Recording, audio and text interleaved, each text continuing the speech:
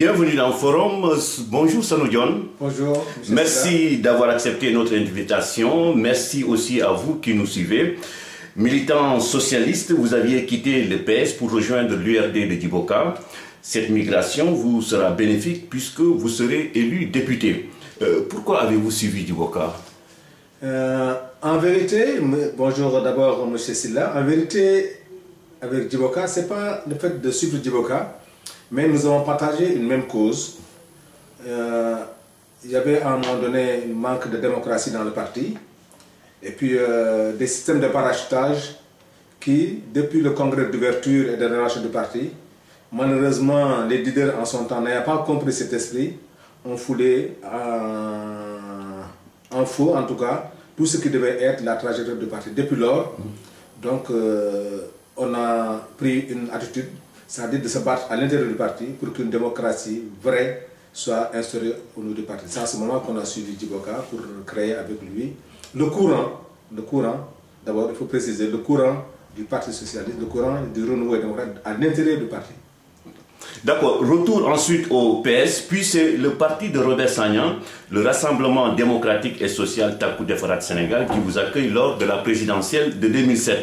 Vous quittez ce parti pour rejoindre une nouvelle fois celui de Ousmane Tanor Dieng. Alors, Sanoudjon est-il un militant volage? Merci Silla. Je pense que, je me souviens tout réellement, le camarade Tanor Dieng, secrétaire général du parti, a m'attaqué sur ce point. Mais précision d'abord, mon combat a toujours été dans le Parti socialiste.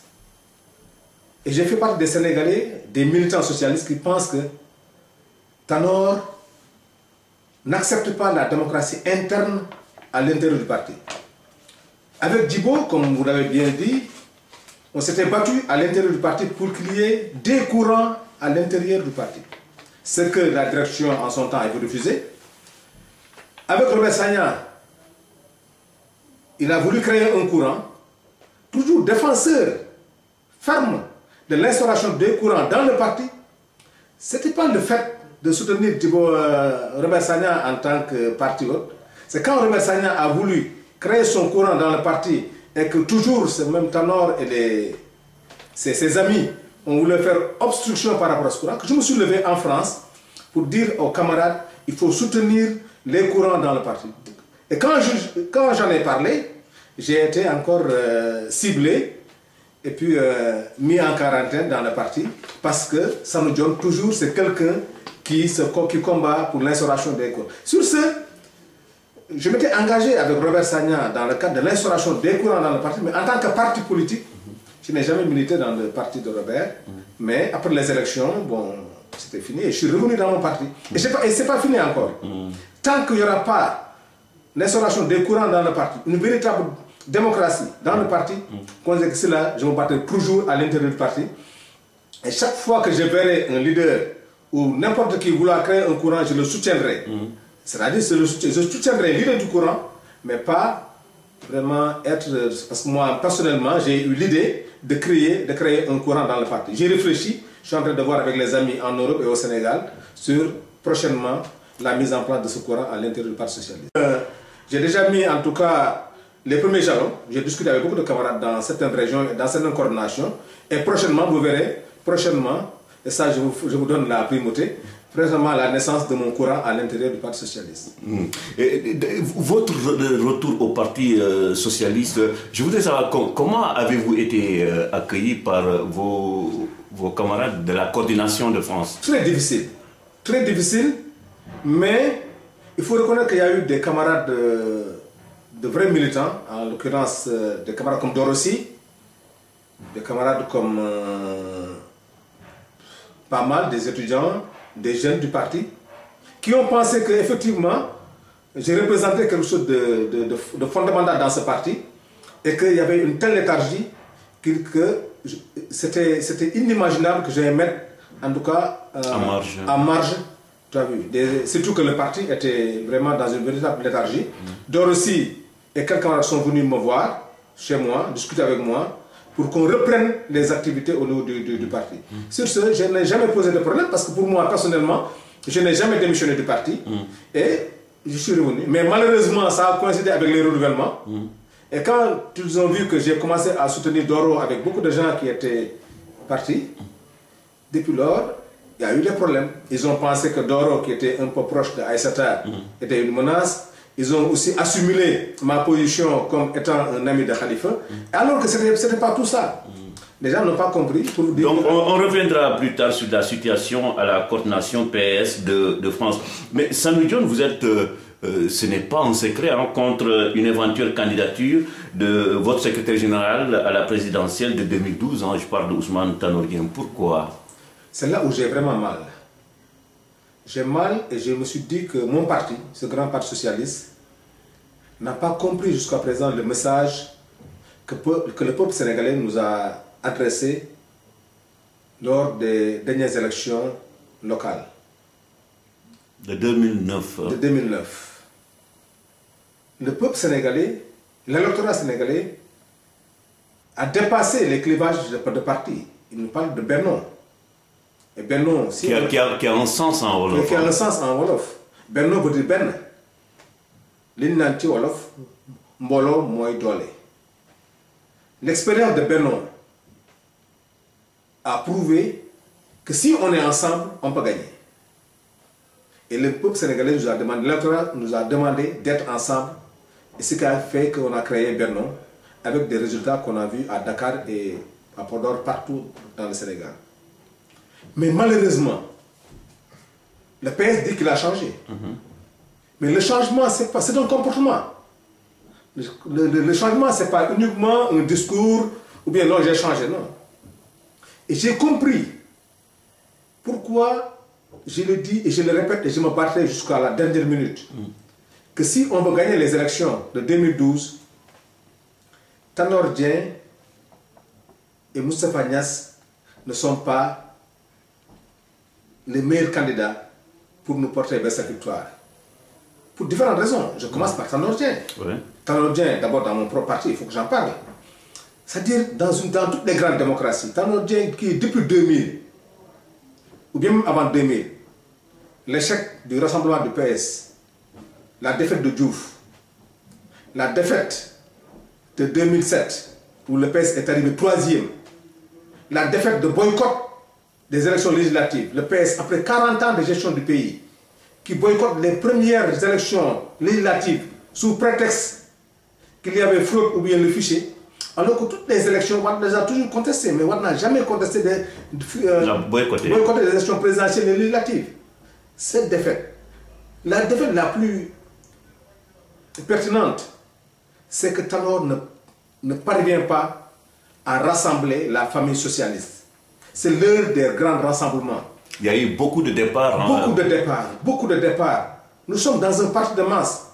Et pour gagner 2012, il faut d'abord, avant de parler de Benno, rassembler d'abord cette famille socialiste. Pourquoi est-il incapable de rassembler la famille socialiste? Parce qu'en vérité, Tanor n'est pas un leader. D'abord, Tanor n'a pas cette maturité d'homme politique capable de dépassement pour aller vers les autres. Quand tu es responsable dans un parti, un parti c'est comme un État, il n'y a pas d'état d'âme. Tu vas vers les camarades. Comment Tanor peut-il aller vers Idrissa Seck, peut aller vers Bathily, et ne peut pas aller vers ses propres camarades qui ont créé ce parti, pour le tendre la main et de revenir. Deuxièmement, il y a un problème fondamental qui bloque Benno, c'est la dualité, les problèmes internes entre Niasse et Tanor. Mais dernièrement Tanor a dit qu'il n'y avait plus de problème entre eux. Ça a été un cinéma, ça a été un théâtre, c'est malheureux. Ça a été un théâtre. Le fait que Niasse, effectivement, c'est ce qui prouve la pertinence de ce que je disais. Je disais qu'il y a un problème fondamental. Quand Niasse se déplace pour aller voir Tanor, ou Tanor se déplace pour venir voir Niasse, cela veut dire qu'il y avait des problèmes. Au congrès de l'AFP, Tanor a parlé? Non. Le problème, ce n'est pas de se parler. Le problème dépasse Tanor et Niasse. Ils ne pourront pas mobiliser l'électorat de Benno. Mais je ne sais pas où se trouve le problème, parce que Tanor a bel et bien dit qu'il est prêt à se ranger derrière le candidat que Benno aura choisi, et Moustapha Niasse aussi a tenu les mêmes propos. C'est ça le piège. Niasse a dit et je le répète, qui va se ranger derrière le candidat que Benno aura choisi. Comme Tanor de même. Mais Tanor n'a pas été très clair par rapport à Agnès. Le piège dans cette histoire, dans ce jeu de mots, sur quels critères Benno va choisir le candidat? Au niveau du PS, nous savons très bien que le premier parti de Benno, c'est le Parti socialiste. Niasse, lui, pense qu'au niveau des partis, au niveau de Benno, les partis qui regroupent Benno, il est majoritaire par rapport au nombre de partis qui adhèrent à Benno. Il y a des partis, c'est des partis de 2 ou 3 personnes. Donc, si on veut faire le choix du candidat par rapport à chaque parti une voix, le PS ne sera jamais d'accord. Si on se base sur les résultats des dernières élections, où le piège de Niasse, c'est quoi? Le PS ni l'AFP ne reconnaît pas les résultats des dernières élections. Cela pose un problème de blocage. Donc, et surtout qu'on a peur de poser le débat. Parce que pour régler ce problème, il faut le régler. Du fait qu'on cherche un candidat de l'unité, Niasse ne peut pas mobiliser Benno. Comme Tanor ne peut pas mobiliser Benno. La preuve, ce cinéma qu'ils ont fait pour dire qu'ils sont réconciliés et qu'ils n'ont rien dit. Ils sont retrouvés sur quoi? Pourquoi ce jeu de cache-cache? Ils prennent Benno en otage, ils prennent le peuple sénégalais en otage. Il est temps. Et moi, c'est là où vraiment j'invite quelqu'un qui pense que Tanor Dieng ou Niasse est candidat, c'est-à-dire de créer un débat. Hier, lors de la conférence animée par Mamadou Ndoye, les gens l'ont dit clairement, arrêtez les tergiversations. J'étais ravi de voir des camarades à moi, je parle de Konaté, je parle d'autres camarades de Doro, de Cheikhna Kamara, de Cheikh Soare. Tout le monde à l'unanimité hier a dit, tout le monde, qu'effectivement il y a un blocage, et ce blocage-là, vraiment c'est ces deux personnalités. Mais malheureusement, chaque fois que je fais une déclaration, en 12 les gens m'appellent pour dire que ce que tu as dit, c'est la vérité. Malheureusement, pour moi... Et qu'est-ce qui explique cette hypocrisie? Parce que les gens n'ont pas changé. Ils n'ont pas compris que le peuple sénégalais a dépassé cette politique politicienne. Le fait de dire la vérité au peuple sénégalais. Si là, vous pensez que des gens qui ne sont pas capables d'être ensemble pour choisir un candidat, quand on prendra le pouvoir, ils vont s'entendre? C'est pas possible. Ce qui est arrivé avec Wade en 2000 va arriver parce que ces gens-là... Et comme on dit, il est beaucoup plus facile de conquérir le pouvoir que de l'exercer. Que de l'exercer. La preuve, c'est ça. Ces gens-là ne sont d'accord sur rien. Sur le programme, sur les assises. Toutes les conclusions des assises, ils les ont mis de côté. Chacun joue au chat et à la souris. On ne sait pas. Hier, il y a Niasse qui a signé un protocole avec le PIT. Alors qu'on est tous ensemble avec la paire, avec le PIT. Mais attends, on ne comprend rien. Maintenant, il faut que les Sénégalais sachent que les élections présidentielles, c'est un homme face à son peuple. Et je lance un appel solennel à ces deux hommes d'État, que sont Moustapha Niasse et Tanor, de se retirer et de trouver un candidat consensuel. Dans ce grand parti qu'ils ont créé. Vous n'avez pas l'impression qu'ils jouent leur va-tout en 2012? Je sais qu'ils jouent leur va-tout. C'est malheureusement ce que nous dit. Niasse, c'est sa dernière carte, il est âgé. Mais est-ce que c'est en vérité c'est ça? C'est pas ça. Tanor, c'est son dernier mandat. Mais c'est normal aussi, hein? Ce sont des hommes politiques qui se sont battus des années durant. Mais si là, dans toutes les grandes démocraties, on ne peut pas faire 3 élections, perdre 3 élections et vouloir se représenter. Ça veut dire que dans ce parti socialiste-là, on n'a pas des jeunes, des femmes capables de prendre la relève. Barthélémy Diaz, vous le connaissez très bien. Alors, pour Barthélémy Diaz, il faut que les gens se mettent derrière Ousmane Tanor Dieng. Vous savez, j'ai beaucoup de respect pour Barthélémy. C'est un garçon courageux, mais politiquement, il est limité. Je lui concède qu'il soit ami de Tanor. Mais en tout cas, la jeunesse socialiste, où j'ai la chance d'être formé, on n'a jamais accepté cela. Et pourquoi vous dites qu'il est limité politiquement? Non, parce que, tu sais, les vertus d'un jeune, en tout cas dans ce parti socialiste que j'ai connu, dans ce mouvement de jeunesse que j'ai connu, il nous a toujours été interdit, tu as vu, d'être partisan d'un homme. les jeunes ne sont jamais identifiés. Prenez l'exemple, j'étais responsable de jeunes de ma coordination. Au moment de dire non à Abdou Diouf, j'ai dit non à Abdou Diouf. Et dans toute ma liberté. Khalifa Sall est là, et dans le moment on a dit non, les jeunes ont dit non. Des fois à Abdou Diouf, à Djiboka, à l'intérieur du parti. Jamais, vous n'avez jamais entendu Khalifa Sall, quand il était responsable des jeunes, dire que Khalifa est le jeune de tel ou tel. Jamais. Il y a des moments où Diouf, même voulant prendre des décisions, Diouf était obligé de dire aux jeunes d'aller en conclave et de lui faire des propositions. Mais Barthélémy, avec tout le courage que je lui reconnais, toute la bataille, mais politiquement, ce n'est pas comme ça qu'on doit mener un mouvement de jeunes socialistes. Il doit être un mouvement d'avant-garde. Chercher l'intérêt du Sénégal.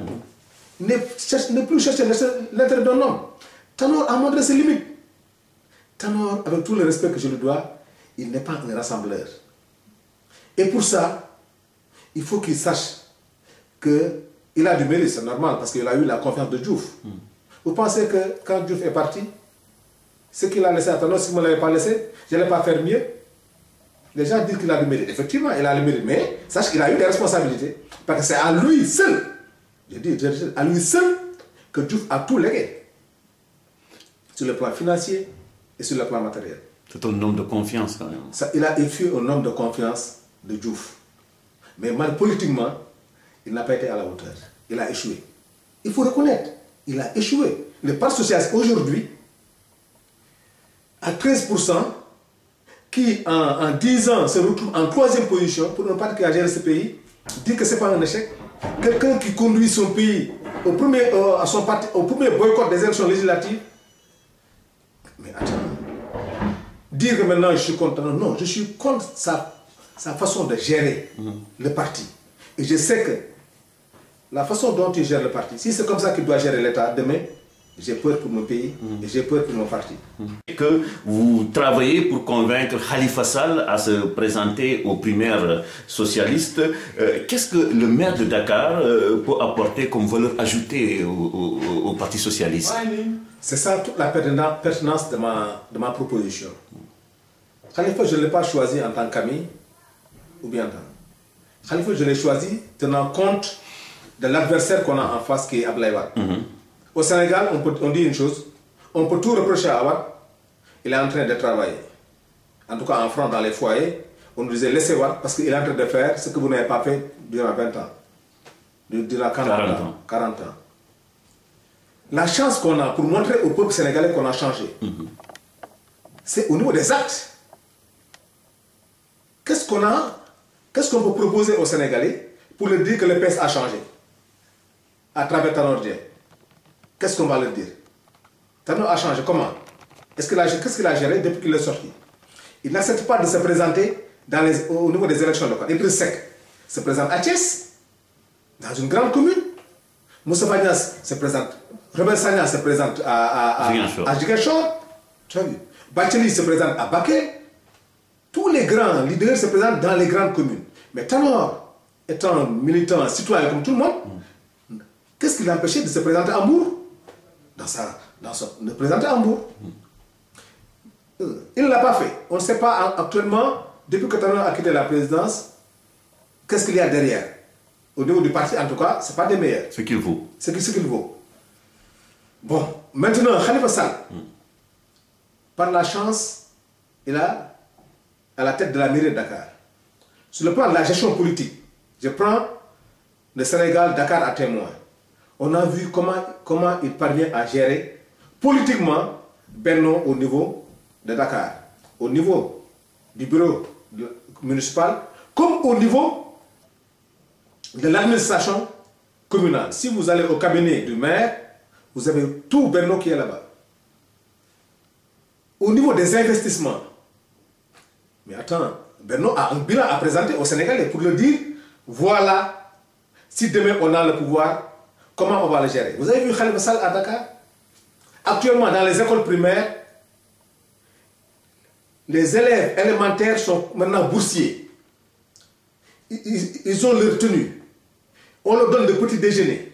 Au niveau des emplois, vous avez vu ce qu'il est en train de créer comme emploi? Vous avez vu avec le problème des marchands ambulants, ces initiatives? Vous avez vu la gestion transparente, les comptes rendus de mandat? Mais dire aux Sénégalais, effectivement, mais d'accord. Mais Khalifa Sall aussi, le changement, Sénégalais. Vous avez vu comment il est en train de gérer Dakar. Dakar, c'est un laboratoire. C'est un laboratoire qui tient, Dakar tient le pays. Et tout le monde est d'accord que ce garçon, ce qu'il est en train de faire au niveau de Dakar, bon, il a pris comme prétexte, il a un mandat. Oui, il a un mandat. Mais Khalifa Sall, c'est pas pour Dakar. Khalifa Sall, c'est vrai qu'il est en train de faire beaucoup, mais on a besoin de lui pour le Sénégal. Si le Sénégal a besoin de lui, il doit mettre Dakar de côté et s'occuper du Sénégal. Donc le prétexte qu'il a avancé pour dire qu'il a une mission à Dakar, c'est bon, il a une mission à Dakar, mais c'est le Sénégal qui a besoin d'un homme. Quand il a fait sa déclaration de patrimoine, il a été courageux. Les gens disent qu'ils ont changé. Mais quand Khalifa Sall a fait sa déclaration, ils ont dit non, vraiment c'est tabou. Ces gens n'ont pas changé donc. Parce que cette bonne gouvernance, cette transparence dans la gestion, si quelqu'un n'ose pas faire sa déclaration de patrimoine, demain si on lui donne le pays, il fera pire. Alors certains se demandent, est-ce que Khalifa Sall a les épaules larges pour endosser le costume de président de la République du Sénégal? Si je vous faisais une confidence, et je peux vous le jurer, parmi tous ces candidats que j'ai vus, c'est le meilleur. C'est le meilleur par rapport à l'homme, qui est capable de fédérer, par son ouverture d'esprit, par sa jeunesse et par ses initiatives. Et voilà quelqu'un qui sait comment partager le pouvoir. Je donne l'exemple. C'est là ce que je dis, je ne l'invente pas sur l'homme. C'est-à-dire vérifier la façon dont il gère ce pays. Donc il gère la commune de Dakar. Et je sais qu'il a une formation très solide, et de l'État et de la politique. Parce qu'un homme politique doit pouvoir gérer le pays. Et Khalifa Sall, il est formé aujourd'hui pour prendre les rênes du Sénégal. À part ça, autre candidat, c'est comme Aïssata. C'est comme Aïssata, qui est un complément de Khalifa Sall. Cause pour laquelle je suis très partagé entre ces deux hommes. Entre l'homme Khalifa Sall. Ils peuvent former un tandem. Un tandem. Je vois un véritable tandem. Tu as vu? Mais en dehors de PS, je vois des jeunes comme Cheikh Ambodje, comme Teki, Mamadou Lamine Loum de Teki, Mamadou Lamine Diallo de Teki. Mais j'en vois beaucoup. Tu vois? Donc, je me suis dit que Khalifa, s'il était président du Sénégal, je pense très bien, et puis je pense même que le président Wade connaît l'homme Khalifa Sall. Avez-vous parlé directement avec Khalifa Sall pour le convaincre de se présenter, de s'engager? Je connais son esprit. De 3 ans, moi, je n'ai jamais parlé. Il a tout fait pour me rencontrer. Chaque fois que je viens à Dakar, il fait tout pour me rencontrer parce que je sais que c'est... C'est surprenant quand même, surprenant. Ce que vous dites comme ça. Oui, c'est vrai. Oui. Beaucoup de gens pensent qu'effectivement, et je peux vous jurer ma main sur le Coran, je n'en ai jamais discuté avec Khalifa Sall. J'évite même à le rencontrer. Et il sait que j'évite de le rencontrer parce que je sais... Ce n'est pas lui qui vous a envoyé de... Effectivement, les gens parlent des amis de Khalifa. Effectivement, il a des amis. Parce que si vous voyez la conférence de Khalifa Sall, tous les anciens jeunes socialistes étaient revenus. Moi, personnellement, je suis sollicité de partout pour porter ce flambeau. Et Khalifa Sall sait très bien que ce flambeau, je le porterai et je me battrai pour ça. C'est-à-dire, notre proposition, ce n'est pas de Khalifa de dire que oui, je serai candidat. C'est nous, Parti Socialiste, Benno. Parce que moi, la candidature Khalifa, je ne veux pas que ça soit une candidature du PS, que ça soit au-delà du Parti Socialiste, effectivement, qui est sa famille, qu'il soit un candidat de Benno, qu'il soit l'homme fédérateur de l'électorat de Benno. C'est ça qu'on souhaite. Et vous pensez qu'un jour Khalifa finira par dire oui? Khalifa dira oui. Parce qu'il sera obligé de dire oui. Parce que c'est le peuple qui va lui demander de dire, d'accepter. Parce que malheureusement, le conseil est là. Niass et Tanor vont plomber Benno. Et on n'acceptera pas, et ça, il faut le dire, on n'acceptera jamais que Benno, en dehors de Macky qui est, je le dis toujours, qui est un compagnon, de Benno, mais qui n'est pas de Benno. Que Benno est un de deux candidats. Benno avec 2 candidats, ce n'est même pas l'appel d'aller aux élections. Mais pourquoi vous faites la fixation sur Khalifa Sall? Il devrait y avoir beaucoup de talent au Parti Socialiste. Oui, il y en a beaucoup de talent. Franchement, il y en a beaucoup de talent. Mais lui, c'est le meilleur. C'est le meilleur. C'est pas parce que c'est le meilleur, mais c'est le meilleur. il ne fait pas des meilleurs, mais à l'heure où nous sommes, Oui. c'est le meilleur. C'est le meilleur candidat, c'est l'idéal. C'est-à-dire, c'est arrivé à maturité. Khalifa Sall, de par la formation et autres, li ñuy wax solo ñor na bu weesoo fii rek dafay xaay dafay xam nu koy wax ci wolof c'est-à-dire xam nga lu ñor soo ko witul bu daanoo dafay nëb. te Khalifa toll nañ foo xam ne je m'excuse de m'exprimer en wolof parce que tu as vu on est arrivé à un moment où les gens qui disent que non 2012 c'est tôt il faut attendre 2017 2019 mais attends c'est un danger. Vous pensez que le prochain président du Sénégal ne fera pas d'un mandat? Ou bien il va faire des bêtises? Il va travailler. Celui qui gagnera les élections de 2012 fera 2 mandats. Bon, revenons à Paris, hein, parlons actuellement de la situation à la coordination PS. On a le sentiment, ça nous donne, qu'il y a 3 clans dans la famille socialiste en France. Un clan favorable à Tanor, un autre à Aïssata Tall Sall et un dernier à Khalifa Sall. C'est vrai? Bon, les gens l'imaginent comme ça. L'imaginent comme ça. Ce dont je peux certifier, bon, c'est effectivement, 3 tendances, je ne sais pas, et autres. Mais, les gens qu'on identifie comme pro Aïssata, malheureusement, c'est ça où Doro est un peu victime. Parce que pensant qu'Aïssata aussi ayant déclaré, ayant dit qu'il n'y a pas de candidat naturel, donc il serait dangereux qu'un Doro aussi prenne les rênes du parti en France. Depuis lors, les gens ne veulent plus de renouvellement.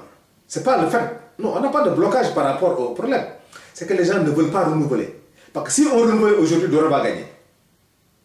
Et pensant que Doro est proche d'Aïssata, on est en train de jouer. Mais heureusement que lors de la dernière venue de Khalifa Sall, il a donné des tuyaux de sortie de crise.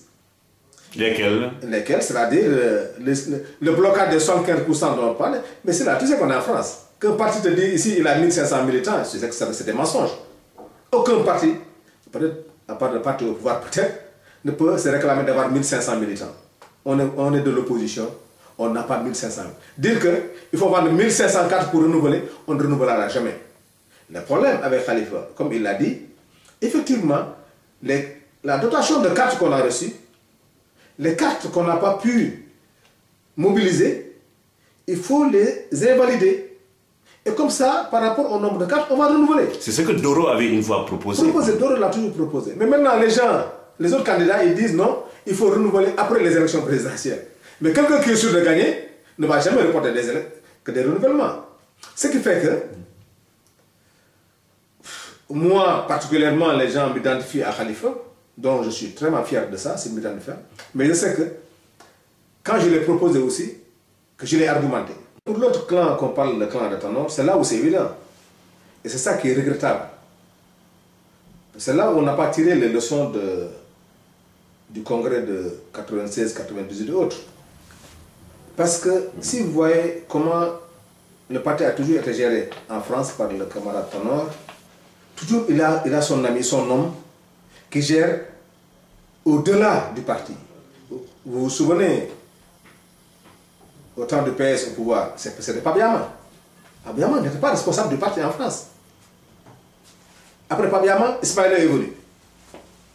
On dit, oui, c'est l'ami de Tanor. On ne comprend pas. Moi, je me suis battu personnellement pour ça. Après Ismaïla, Karim Beng évolue. C'est l'ami de Tanor. C'est pas, quand ils te parlent, quand ils te défendent, ça dit, ils ne te posent pas les problèmes en tant que parti. Ils te posent problème parce que, ou bien tu es avec Tanor ou tu es contre lui. Et un Samuel John qui est... Celui qui n'est pas avec le roi est contre le roi. Il est contre le roi et il doit mourir.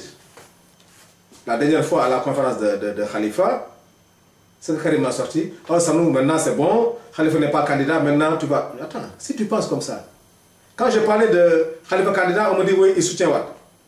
Si c'est le meilleur moyen de soutenir Wade, c'est de proposer Khalifa, j'en serais fier. Et maintenant, ils te disent quoi? Oui, Tanor a dit. Non, c'est pas Tanor a dit. Moi, j'aime pas ce terme. Le parti a dit. Parce qu'au niveau du bureau politique, chaque camarade est chargé d'un secteur. Les Sénégalais de l'extérieur, c'est Cheikh Seck. Plus peut-être Jacques Baudin ou Serigne Mbaye Thiam ou autre. Mais je ne veux pas que s'il y a des problèmes, on saisit directement Tanor Dieng. Quand Tanor dit on ne renouvelle pas, mais sur la base de quoi il se base pour dire qu'on ne renouvelle pas?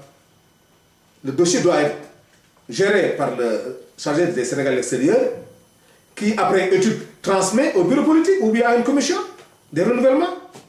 Mais si c'est une circulaire de Tanor qui vient du Sénégal sans consulter le bureau politique qui dit non, il ne faut pas renouveler, il faut créer une commission jusqu'après les élections. Attends, c'est quelle démocratie? Pourtant, Tanor a délégué quelqu'un qui gère le parti en France, Cheikhna Camara. Il n'a pas le droit de déléguer qui que ce soit.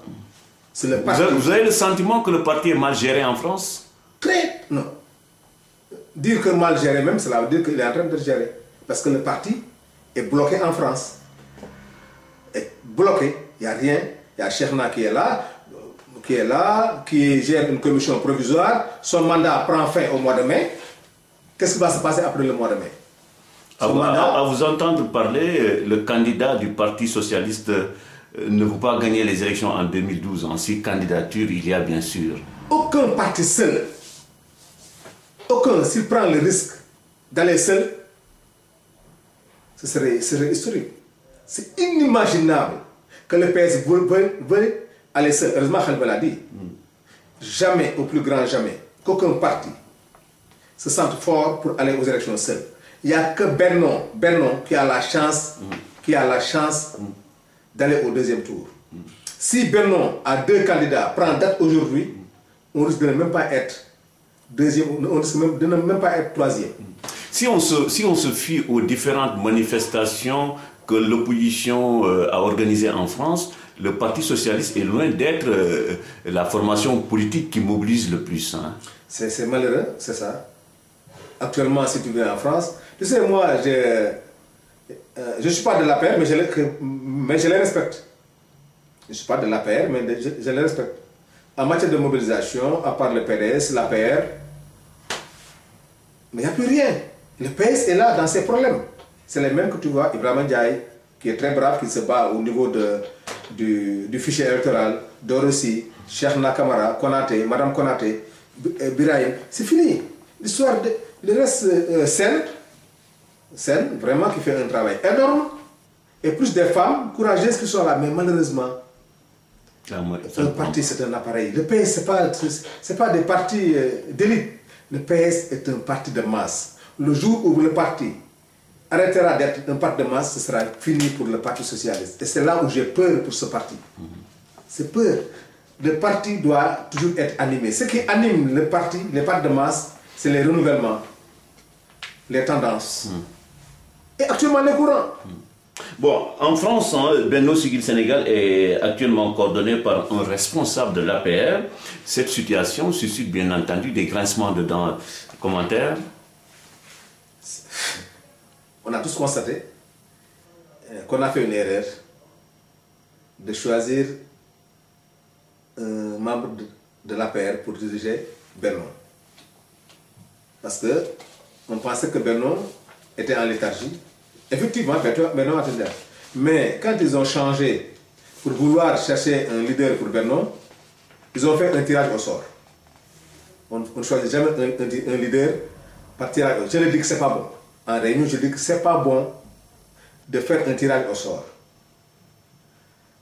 Suivant un profil, suivant des critères, choisis. Si on ne peut pas, faisons comme on fait au Sénégal. À chaque réunion, il y a un coordinateur et il y a un porte-parole pour chaque réunion. Parce que Benno n'est pas une structure officielle. Malheureusement, ils l'ont tiré au sort. Quand il ressort, un gars de l'APR est sorti. Mais les gens de la LD, du PIT, du MSU sont partis. Pour dire qu'il est inimaginable, et la société civile, que l'APR qui n'est pas de Benno puisse coordonner Benno. D'ailleurs, c'est curieux, hein, la société civile n'a pas participé à la marche du 19 mars dernier. Et pourtant, elle faisait partie des organisateurs de celle du 18 décembre. Il faut rendre hommage à la société civile française. Ils jouent un très grand rôle, c'est vrai. Mais aussi, des fois, ils en ils en font trop. Mais pour ce boycott, avec d'autres partis, le PIT, la LD, les MSU qui ont boycotté la marche, il n'y avait que le PS, l'AFP et l'APR, et quelques amis de la société civile qui sont venus. Les gens sont clairs. La société civile de France n'accepte jamais que l'APR se réclame de Benno. Et surtout, que l'APR soit le coordinateur de Benno. Depuis que l'APR est coordinateur, tu as vu, ça a volé en éclat. Benno est maintenant caduc, il n'y a plus rien.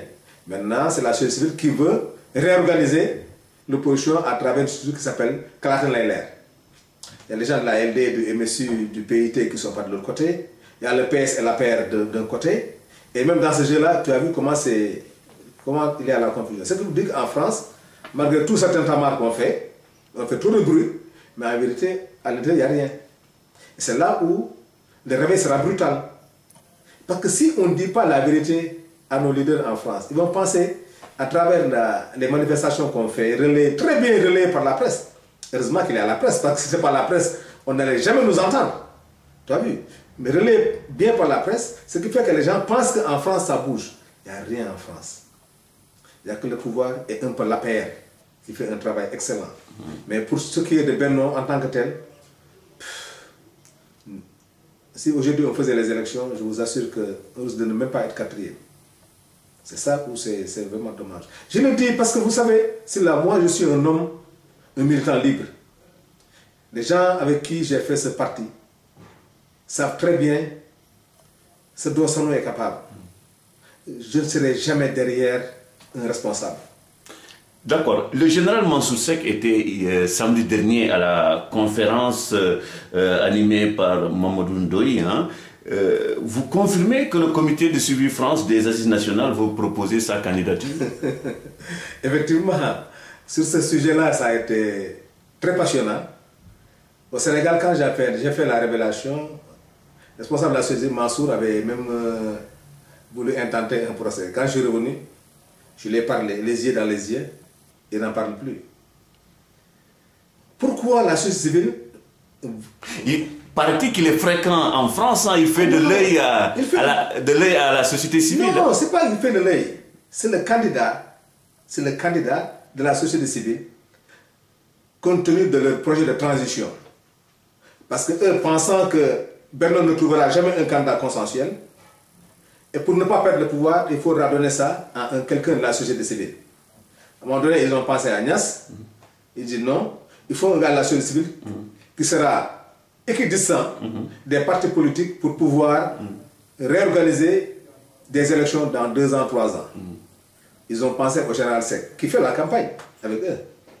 Donc on peut retenir que, parce qu'il ne nous reste pas beaucoup de temps, que vous confirmez... Ah, je confirme. D'accord. Talla Sylla, le leader du mouvement Wallu, aurait arrêté sa grève de la faim. Pensez-vous qu'il a fait un bon choix en opposant qui observe une grève de la faim pour demander au président de dissoudre le gouvernement? Non, là, je pense que j'ai essayé de joindre Talla, malheureusement je ne l'ai pas eu. J'ai eu son représentant en France Parésie. Je lui ai dit que c'est pas bon. C'est pas bon. Talla, c'est vrai que c'est un combattant, vraiment, on n'a rien à lui reprocher sur le plan de la conviction politique. Mais des fois aussi, je pense que ça a été une erreur. Ça a été une erreur et c'est heureux, c'est réconfortant qu'il puisse revenir à cette décision. Parce que là aussi, c'était trop. En tant que leader de faire une grève de la faim pour demander au président de dissoudre son gouvernement. Là, je pense que des fois, il y a un peu de théâtre dans ces histoires-là. D'accord. Le Sénégal a commémoré le 19 mars dernier l'an 11 de l'alternance. Si je vous demande rapidement en quelques mots de vous faire le bilan de l'alternance. Le bilan de l'alternance, franchement, est mitigé. Et je peux dire même est un échec. Le bilan là est un échec. Mais les gens, pourquoi au Sénégal c'est compliqué? Les gens, par rapport à nous socialistes, des fois on a des problèmes. Parce que si on fait le bilan de l'alternance, on nous dit, vous avez des 40 ans, vous n'avez jamais fait ces investissements. Moi je suis Dakar. Les gens, oui, tous vos projets là étaient dans les tours de la sortie. Et il faut reconnaître que sur le plan des infrastructures, il a beaucoup fait. Mais au niveau de la demande sociale, il a échoué. Mais au niveau des infrastructures, n'a rien fait, ça, moi, je ne le dirais pas. Au niveau des infrastructures, là, franchement, il a fait beaucoup de choses. La façon de le faire, c'est là qui pose problème. Et les montants. Mais par rapport à la demande sociale, là, franchement, ça a échoué. D'accord. La communauté internationale intervient militairement en Libye. C'est normal, ça? C'est normal. C'est normal. En Libye, en Côte d'Ivoire, je soutiens. Il faut que ces dictateurs-là puissent partir. C'est inimaginable. Des gens qui oppriment leur pays pendant 20 ans, 30 ans, qui font... Mais attends, regardez le patrimoine de Kadhafi, partout dans le monde. Donc je pense que les gens... Bon, c'est regrettable qu'on vienne maintenant à la communauté internationale, parce que les peuples n'ont pas les moyens de dégager ces dictateurs. Donc, moi en tout cas, c'est heureux que la communauté internationale puisse intervenir dans ces pays. Et justement, 2 Sénégalais ont été tués ce samedi en Côte d'Ivoire.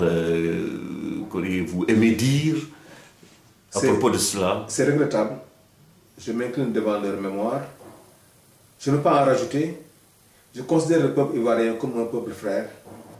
Et de dire au peuple ivoirien que nous sommes tous des frères. Il ne faut pas que ces dirigeants-là puissent nous mener à ces règlements de compte. Parce que l'histoire de la Mauritanie, vraiment, ne m'encourage pas à en dire plus. Ce que je peux dire, c'est de lancer un appel au peuple ivoirien, de se retrouver et de considérer que les frontières artificielles, ce n'est que le fait de la colonisation, mais nous sommes un seul peuple, c'est le peuple africain. Et nous sommes tous des citoyens du monde.